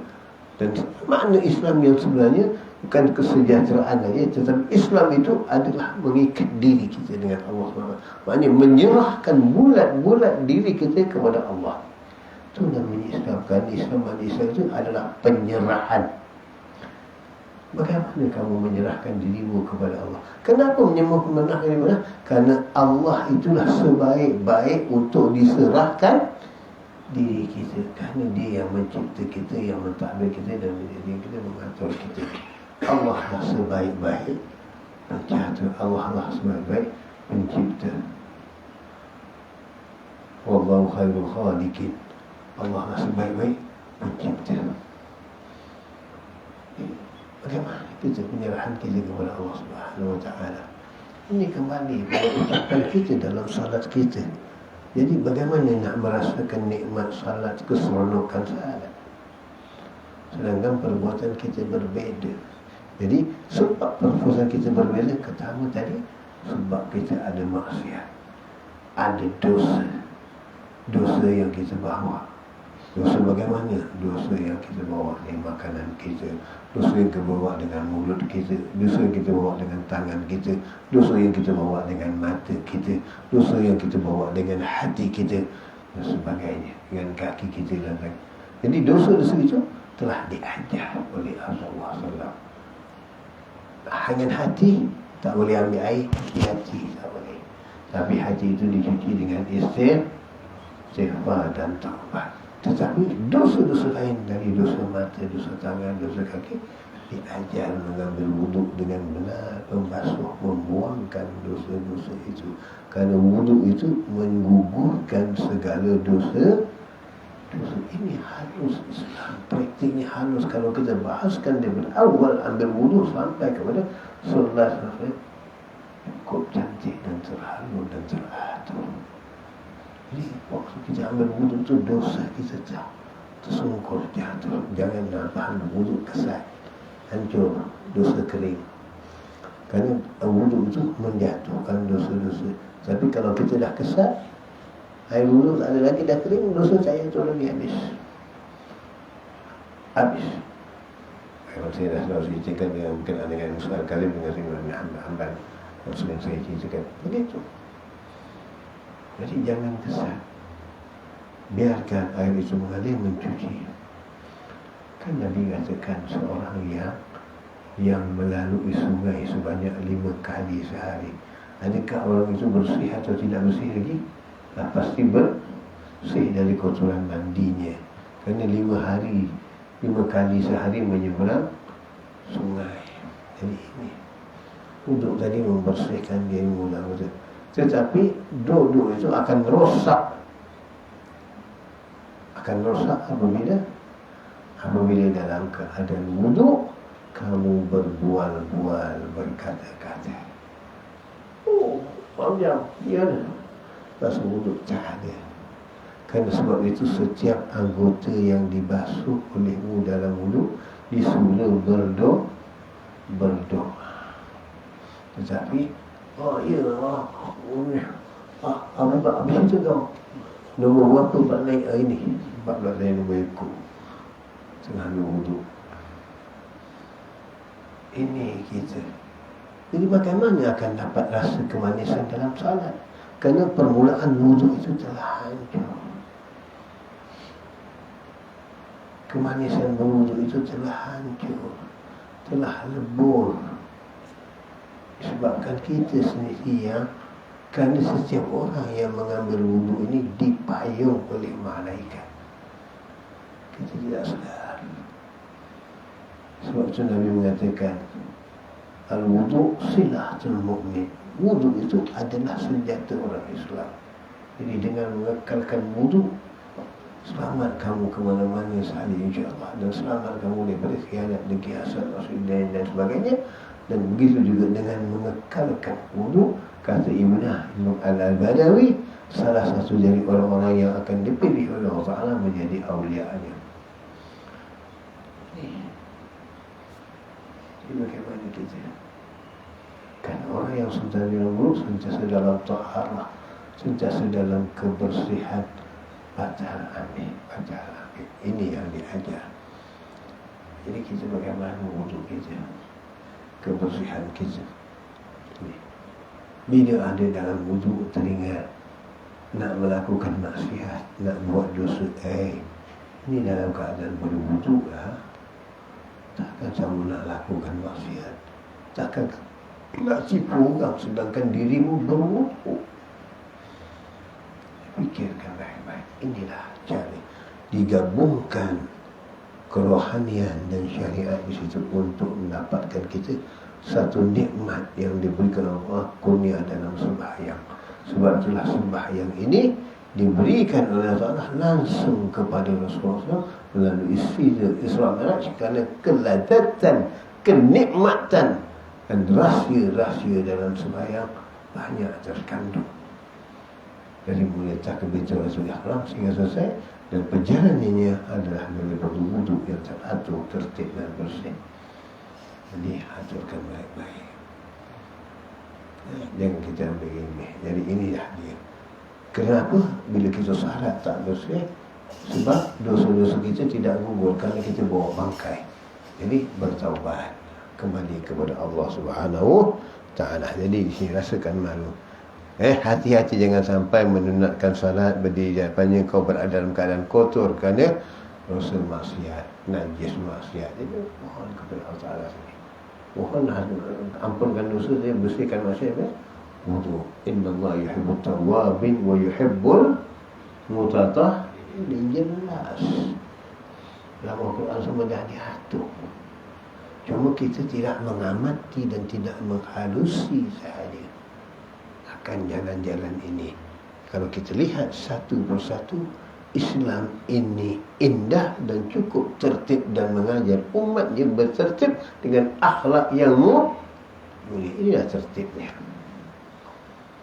Inilah tertibnya. Jadi bagaimana kalau kamu tidak berakhlak? Untuk bagaimana kerana kamu kan berakhlak dengan Allah SWT, sedangkan dengan manusia kamu tidak berakhlak. Tak mungkin kamu berakhlak dengan Allah Subhanahu Wa Taala. Mesti punya akhlak di hadapan manusia, barulah kamu punya akhlak di hadapan Allah. Dan bila kamu berakhlak di hadapan Allah, pasti kamu berakhlak dengan manusia. Itu. Kemudian jangan sampai ketika berdoa atau membaca firman-Nya kau dalam keadaan kotor kerana kemaksiatan. Jadi salat disuruh berdoa dengan mengambil wudu, baca Quran disuruh ambil wudu, kan? Kenapa? Untuk kalam Allah, kebersihan. Ini semua. Ibn Athilah kemudian berkata, kerana itu bersihkan hatimu dari aib, nescaya Allah membuka pintu aib. Jadi bersihkan dengan wudu sahaja. Kalau kita menjaga dengan baik dan terus berpegang kepada jalan-jalan yang benar dan baik, perjalanan itu insya-Allah cukup dengan nikmat Allah bukakan kita dalam merasai kelazatan dalam sembahyang, dan dari situ Allah akan buka jalan-jalan kita insya-Allah, mudah-mudahan. Maka kita punya diri, punya harga diri, punya azam. Berazamlah kita memperbaiki salat kita dan diri kita, dan membaiki jiwa-jiwa kita untuk kita dapat mengambil ganjaran-ganjaran Allah. Sebab salat itu adalah interaksi kamu dengan Allah Subhanahu Ta'ala, berkata-kata kamu dengan Allah Subhanahu Wa Ta'ala. Kamu dapat berkata-kata dengan bidadari saja, tak usah banyak. Dapat berkata dengan wanita cantik, tak boleh lupalah suaranya merdu. Terkenang-kenang bukan suaranya. Wanita cantik yang kamu idam-idamkan berkata-kata dengan ini, kamu berkata dengan yang lebih cantik dari manusia. Allah penciptamu, Allah lebih cantik dari ciptaan-ciptaannya. Tentu lebih nikmat kamu berkata dengan Allah Subhanahu Wa Taala. temui rasa zuhud dan kemanisan dengan Allah Subhanahu Wa Taala, maka rasai dan carilah kemanisan itu. Okay, saya bacakan sikit lagi ya. Artinya, bersihkan hatimu dari segala aib dan keburukan, kerana dalam kebersihan terdapat ketundukan, kerendahan dan rasa apa. Jadi maknanya kesedaran lah. Kalau dirimu tadi dah ada bersihkan dengan wuduk dan sebagainya, maka kamu ada kesedaran dan ketundukan, kerendahan, kerana kamu akan sujud kepada Allah, mohon keampunan, mohon merendahkan dirimu di hadapan Allah Subhanahu Wa Taala. Jika hatimu telah bersih dari aib dan kamu nak mendekatkan kepada Allah, mengetuk pintunya dan meminta dibukakan hijab, nescaya Allah membukakan hijab untukmu. Dalam keadaan seperti ini, pintu gaib berisi sejumlah rahsia yang tersingkap. Allah akan memperlihatkan kepada hamba-hambanya yang saleh sesuai dengan ketingkatan dan kedekatan mereka. Itulah janji-janji Allah yang kita baca sedikit daripada malam ini. Mudah-mudahan dengan itu kita merasakan nikmat, keberkahan, kebukaan cahaya, nur dan sebagainya oleh Allah Subhanahu Wa Taala. Kerana cahaya nur ini, bagaimana yang kita faham, kita berkata dengan Allah Subhanahu Wa Taala, tidak punya huruf dan tidak punya suara. Tidak punya huruf dan tidak punya suara. Jadi bagaimana perkataan itu? Itulah yang dikatakan kefahaman yang Allah Ta'ala memberi kepada mereka itu. Bagaimana kita belajar, kita boleh baca, kita boleh, tapi kita masih tak faham, masih tak mengerti.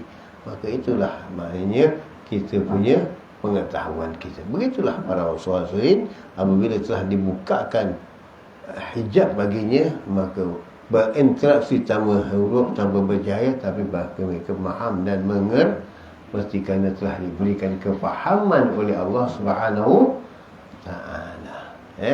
Dan sedikit pada malam ni kita mendapat keberkahannya. Amin.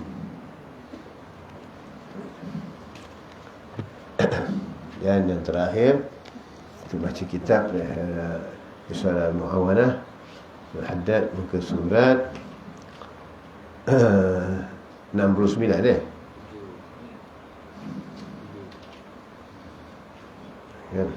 Zikir Zikir memulai buah, dan mana hasilnya dia akan dijumpai oleh orang yang menekuti dengan penuh adab dan khusyuk. Jadi kita boleh, kerana solat itu merupakan zikir. Salat itu adalah sebahagian dari zikir. Subhanallah, subhanallah, subhanallah bihamdi, subhanallah bihamdi, subhanallah, asyhadu an la ilaha illallah. Maknanya semua itu zikir, la ilaha illallah, itu semua zikir. Jadi salat itu adalah zikir. Dan apabila zikir itu, kamu rasai manisan buahnya. Dan buahnya. Jadi beramal itu mendapat buahnya, buah hasil, buah amal itu yang kita hendak. Bukan kulit, bukan apa dan sebagainya. Berkata ulama tasawuf, ada yang lebih lagi, bukan yang buah yang kita rasai saja, bahkan benihnya kita dapat. Benih kita dapat bijinya. Dah buang kulit, dah dimakan isi buahnya, rasa manis, masih dapat bijinya. Biji itu boleh menumbuhkan lagi kalau dilimpah, boleh menumbuhkan lagi, berhasil dengan yang baik. Atau biji itu tadi boleh diambil, kalau ada penghasilan yang baik, biji itu boleh mengeluarkan minyak, maka minyak itu boleh digunakan untuk makanan dan sebagainya. Jadi ini penghasilannya. Jadi itulah daripada buah, hasilnya yang kita cari adalah buahnya. Jadi bagaimana hasilnya itu yang menekuni dan adab dengan khusyuk. Jadi salat dengan khusyuk kerana betul wudunya. Maka ketahuilah bahawa hasil paling kecil adalah akan mendapati kemanisan, kelazatan zikir, akan membuatnya meremehkan kelazatan dunia. Jadi ini dia. Orang, saya terangkan sedikit di sini, minta maaf. Orang yang melazimkan kesalatan zikir, kenikmatan zikir, hidup sebagai insan, itu namanya lumrah. mencari hak dunia. Rezeki dituntuti dengan cara bekerja. Bagaimana firman Allah, wabtaghi ghayra akan selalu maka bercari untuk kehidupan dunia. Tetapi kemanisan berzikir ini Allah Ta'ala berikan dari hasil yang kita cari dengan dunia tadi. Misal kata kita menggunakan daripada nikmat dunia, bekerja dengan cara mencari harta di dunia atau rezeki dunia, maka rezeki itu dah cari rezeki yang halal, yang baik, yang bersih. Satu. Keduanya tentang zikir tadi. Maka zikir tadi akan terwujud dari hasil-hasil yang baik, dari sumber rezeki yang kita cari yang halal, yang bersih dan sebagainya. Dan mana perjalanan itu hanya kamu menyerahkan kepada Allah Subhanahu wa Ta'ala. Kamu kembali kepada Allah Subhanahu wa Ta'ala. Itulah sebab para salaf salihin, walaupun mereka seorang awliya, mereka seorang wali, mereka seorang kutub, tapi mereka seorang ahli peniaga, mereka tidak pandang pada dunia ini. Dunia ini sekadar buat mereka, tetapi apa yang mereka dapat untuk akhirat. Untuk akhirat. Membantu menggunakan manusia, membantu manusia, meringankan beban manusia dan sebagainya. Mereka tidak ambil kepentingan untuk mereka. Hanya sedikit daripada itu, kata Abu Bakar radhiyallahu anhu, tapi kepentingan untuk akhirat yang mereka ambil. Kepentingan untuk, jadi zikir-zikir mereka ini yang membantu mereka dalam merasakan kenikmatan amal ibadah. Jadi kalau mereka dan niaga dalam keadaan yang mahdu, mereka bersyukur dan tidak melalaikan mereka dengan Allah. Dan jika mereka niaga ataupun bekerja untuk dia, tapi tak ada penghasilannya, tiada pulangan yang baik ada, mereka tetap tidak berputus asa dengan nikmat Allah, dan mereka tetap memandang kemuliaan, dan mereka tetap hatinya tidak berubah dengan Allah Subhanahu Ta'ala. Hari ini banyak yang berubah. Saya baca zikir banyak, tapi masih susah. Saya baca zikir banyak, sakit-sakit. Jadi zikirmu itu untuk memerintahkan Allah, membersihkanmu. Zikirmu itu supaya Allah berikan kamu kekayaan. Ini bukan. Itu bukan. Jadi zikirmu semata-mata seolah-olah kamu memerintahkan Allah Subhanahu Ta'ala. Bukan. Jangan disalah artikan, ditahrifkan. Hari ini manusia berbuat zikir hendakkan seperti itu. Saya baca zikir yang banyak nak keramat, saya baca lirik yang banyak nakkan kemuliaan. Siapa kamu yang nak memerintahkan Allah Subhanahu wa Ta'ala? Inilah perjalanan sallallahu alaihi tadi. Mereka untuk dunia mereka jalan, dan tidak mereka ambil dari yang haram, lakukan. Dan jika tak berjaya dalam keadaan mereka itu susah, dan mereka tidak mengalahkan manusia, tak mengalahkan, mereka kembali kepada Allah Subhanahu wa Ta'ala. Sebab dalam wirid-wirid mereka telah jelas, seperti Abul Hasan dan Salih Al-Bahar dan awliya-awliya yang lain. La ilaha illallah, la ma'bud illallah. Jadi tadi la ilallah, tadi Tuhan semua, tadi Tuhan dengan Allah, dan aku tidak melihat yang lain dari Allah, dan aku sembah yang lain dari Allah. La ilaha illallah, la maksud illallah, aku tidak ada maksud yang lain selain Allah. La ilaha illallah, la mawjud illallah, tak ada yang lain lagi kan, yang ada di dunia ini yang aku pandang hanya Allah Subhanahu Ta'ala. La ilaha illallah, masyhud ilallah, dan tidak aku buat pengakuan hanya dengan penyaksianku adalah kepada Allah Subhanahu Ta'ala. Maka ucapan tasyahudmu tadi, ucapan syahadahmu tadi benar. Asyhadu an la ilaha illallah wa asyhadu anna Muhammadar Rasulullah. Benarlah penghasilannya, kerana kamu tidak bergantung kepada manusia, kamu menyaksikan segala-galanya Allah, dan Allah yang memberi dan mengambil dan sebagainya, memudahkan. Ini adalah hak Allah Subhanahu wa Ta'ala. Penyaksian jelas, kamu bergantung kepada Allah, maka layaklah kamu kalau Allah buka dan berikan kamu rahsia-rahsianya. Bukan kamu mengaku kamu punya rahsia, kamu dapat siapa kamu mengakui. Para aulia memiliki tidak mengakui dan sebagainya, bahkan mereka menyembunyikan dan sebagainya. Ini apa tujuan dan matlamat kita dalam beramal saleh, dalam beribadah kepada Allah? Apa tujuan dan matlamat kita ini? Apa tujuannya? Hidup punya tujuan. Dan apa tujuannya? Untuk mencari dunia. Maka itulah tadi, zikirmu tidak berfaedah untuk dirimu semata-mata untuk duniamu. Allah akan beri untuk duniamu dengan apa yang kamu inginkan.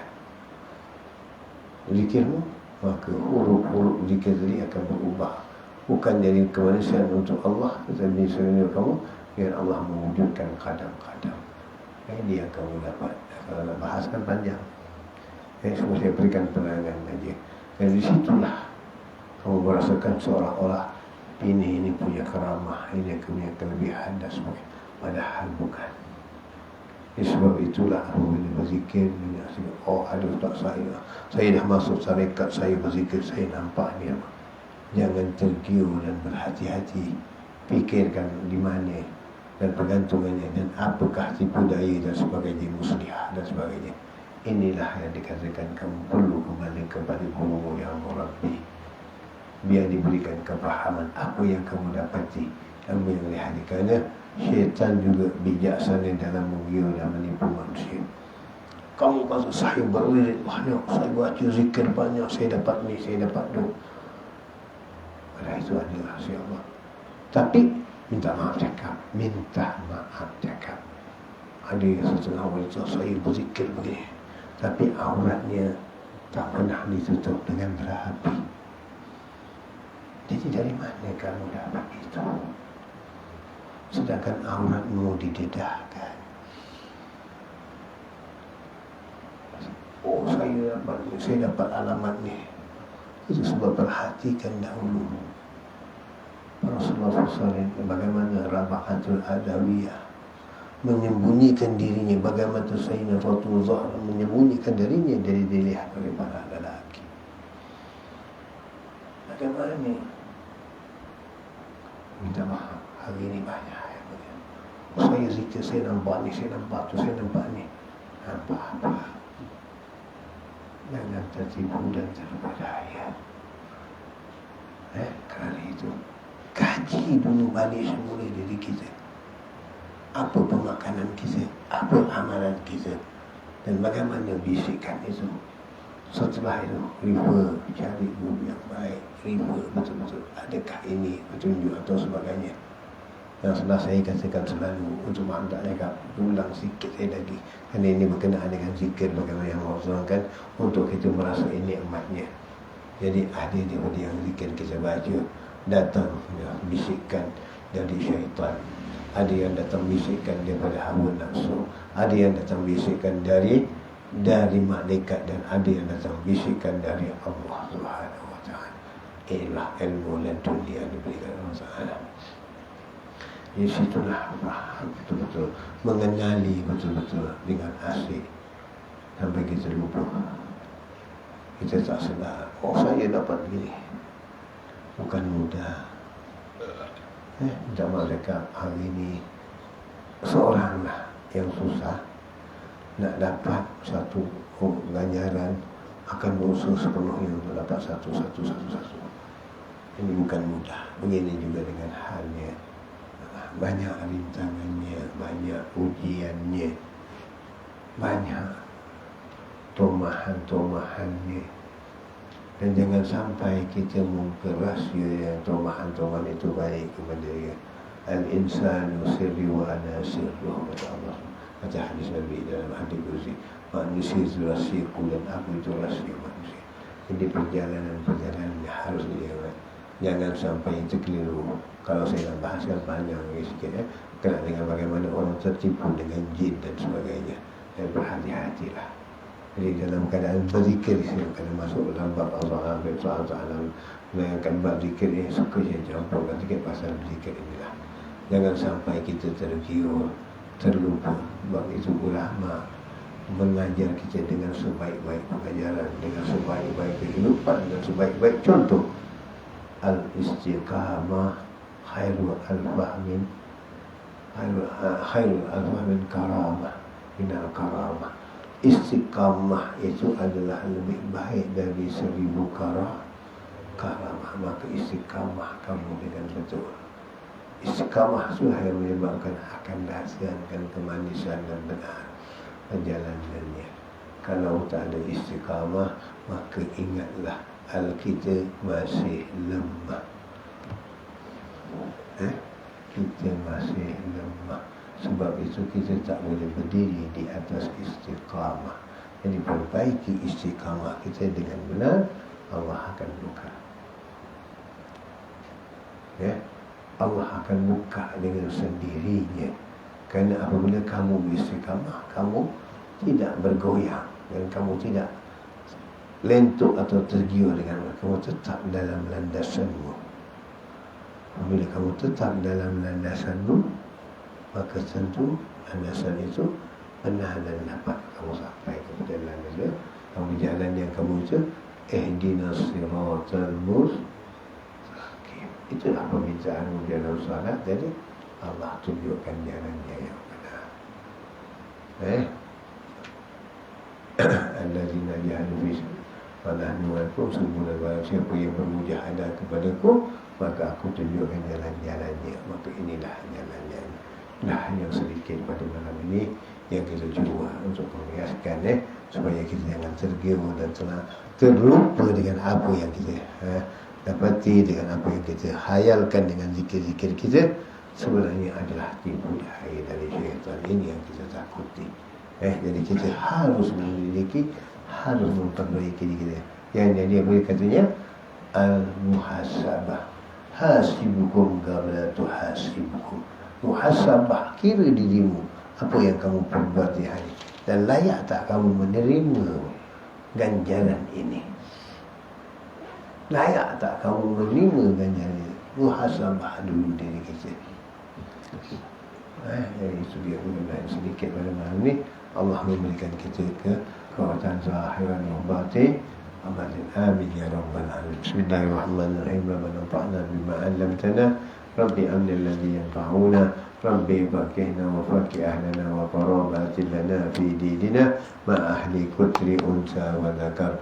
Rabbi wafiqna wa fiqhum lima tartadi qawlan wa fi'lan karama warzuqi kulla halalan da'ima wa akhillat akiya ulama nahza bi khairi wa nuhfa kulla syar.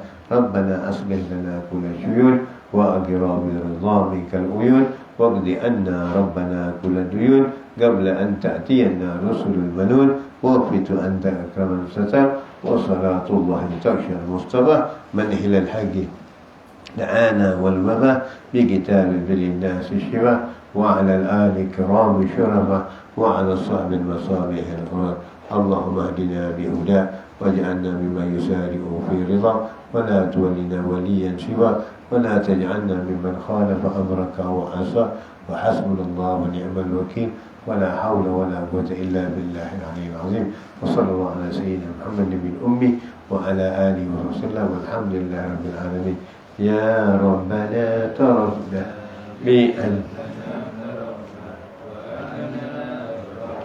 على لظى أشرفنا فاتب علينا توبة تسل كل هوبة واستر لنا الأوضات وآمن الروعات واغفر لوالدينا ربي ومولودينا والأهل والإخوان وسائر الخلان وكل ذي محبة أو جيرة أو والمسلمين أجمع آمين ربي فاسمع فضلا وجودا منا لا باكتساب منا بالمصطفى رسولي نعظى بكل سول صلى وسلم ربي عليه عند الهب وآله وصحبه إدادة الشسرب والحمد للإله في البدء يا عبد المقتول ونبينا من قبلي لا إله إلا الله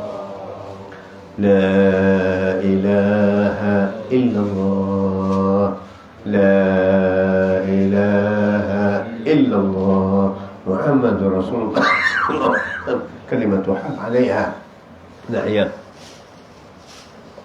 إن شاء الله تعالى. آمين برحمتك يا أرحم الراحمين. اللهم صل بها في قلوبنا واغفر بها ذنوبنا وأصلح بها شؤوننا ويسر بها أمورنا وارفعنا بها يوم الفرمان ولا بدل إلا من أتى الله بقلب سليم بسر الفاتحة. إياك نعبد وإياك نستعين صراط غير المغضوب عليهم. يا الله بها يا الله بها يا الله بحسن الخاتمة يا الله بها يا الله بها يا الله بحسن الخاتمة لعشرة الأدب بهم نرى الجحيم الخاتمة المصطفى والمرتضى وابناهما وفاطمة وخديجة الكبرى التي هي لخاتمة وبعائشة ذات الجنة أم الكمال العالمة وببنت عمران سلام تذر الراهمة وبآسية من أصبحت من كل حول سالمة وبحق جبريل الأمين على تام هراتي بالحاسب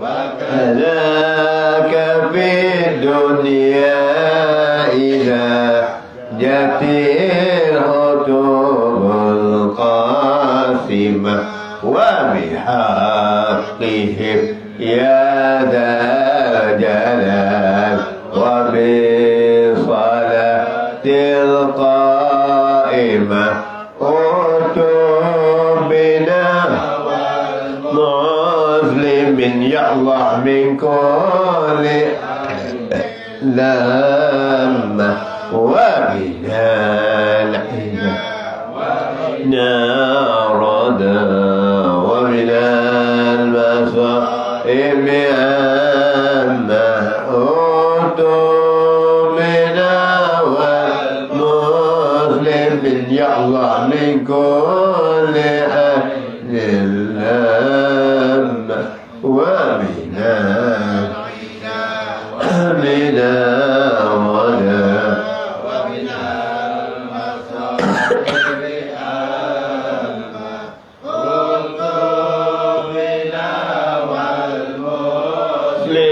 يا الله من كل عين لما ومن الحدا ومن الردى ومن المصائب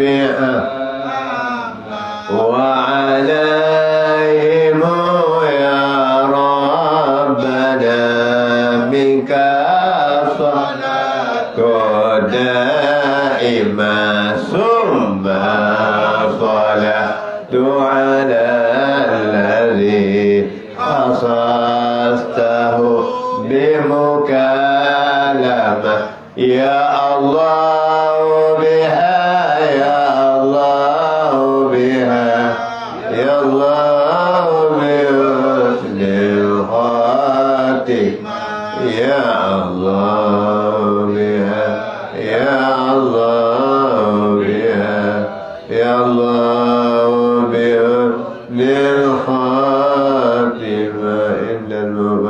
بجاه رسول الله صلى الله عليه وسلم الفاتحة. غير الموضوع. آمين يا كرام ربي يصم القبول. السلام عليكم والحمد لله بل تقبل الله منكم وتقبل يا قبول إن شاء الله.